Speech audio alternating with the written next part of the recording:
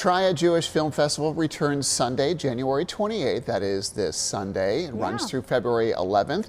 It is hosted by the Greensboro Jewish Federation and has been a popular event for 22 years now. Really long-standing. And joining us now live to tell us more is Glenda Bernhardt, CEO of the Greensboro Jewish Federation. Good morning. Thank you for being with us.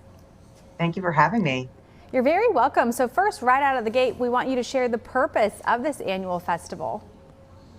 So the Triad Jewish Film Festival creates an opportunity for us to share the richness and diversity of Jewish culture, both domestically and internationally, with our Greensboro community.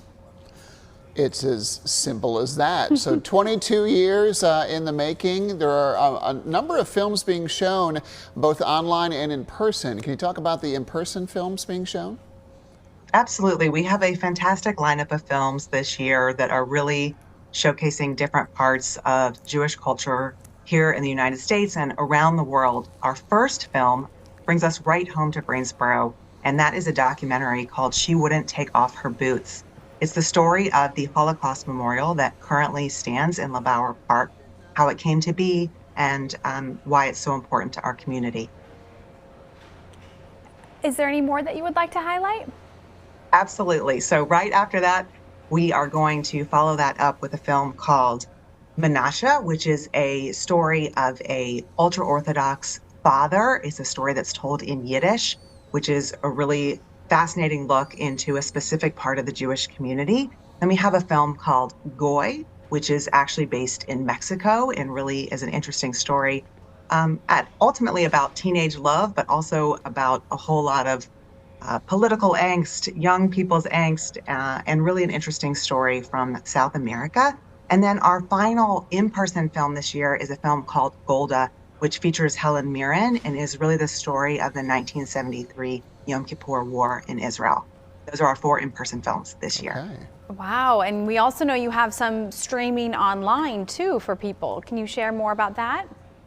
Absolutely. In addition to these 4 in-person films, we also have 3 additional films that will be streamed online at your convenience at home anytime between January 28th and February 11th. And those 3 films include a film called Matchmaking, which is based in Israel and about the story of a young person being matched and all of the drama that goes along with that. A film called Barren, which really takes on infertility, specifically in the religious Jewish community.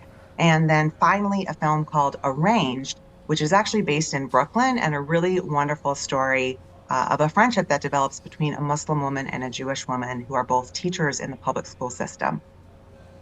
I'm sure the message and impact you want to really hit home with people who watch these films. Is there kind of an overall arching theme that you hope that people walk away learning? Well, I think one of the hopes of this festival every year is really to showcase the breadth, the depth, and the diversity of the Jewish community, both in the United States and around the world. We're a rich and deep culture, and there's not one way to describe any Jewish person or any Jewish community. So with this festival, we want to showcase that. And also, we want to be part of the rich and diverse arts and cultural landscape in Greensboro. And that's really the point of the festival. That's great. Glenda, this has been an event going on for more than 2 decades now, and it is a popular event. Tickets are selling fast. Why do you think this is such a popular event? Well, I think it's really interesting to have an opportunity to bring the Jewish community together, but also to bring the broader community together with our non-Jewish friends and neighbors. And especially right now, this is a very challenging time for the Jewish community and also for communities around the world. So what do we need right now more than the opportunity to come together, to laugh, to cry, to think, to engage in enjoying some great films and also great snacks and great camaraderie. So I think that's why this film festival is successful every year and why it's especially important right now this year. And are there any other programs and services that you would like to highlight? Well, the Jewish Federation is here every month of the year, all year round, year after year, to support our Jewish community, to build relationships between the Jewish community and the general community, and to just create opportunities to make our world a better place here and abroad. So we have programs focused on Jewish holidays, on social opportunities, other cultural opportunities all year. And you can get more information about the Jewish Federation and also the programs that we offer on our website, which is shalomgreensboro.org. All right, awesome. Glenda, thank you so much for your time this morning. And for everyone at home, the Triad Jewish Film Festival begins once again this Sunday, January 28th. It will run through February 11th with those in-person and online film screenings.